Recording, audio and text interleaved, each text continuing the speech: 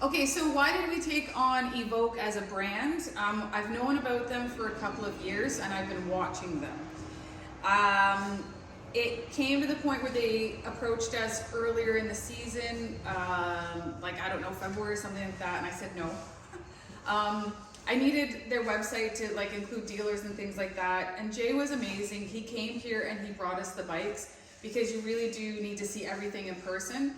Darren and I were super impressed with the fit and finish of them and just the details. So I find them a very innovative company that offers something that the other brands don't, which we went through, like the removable battery, the screen, a little bit bigger. As you know, we phased Tao as a brand out, and that's also because of their lack of support to dealers and just lack of everything. And what is it? Yeah.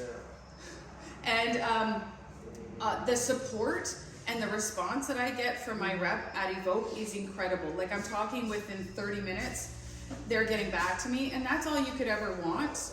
And so time will tell. Let's see how the reliability is, but so far so good. And we've sold a ton of them.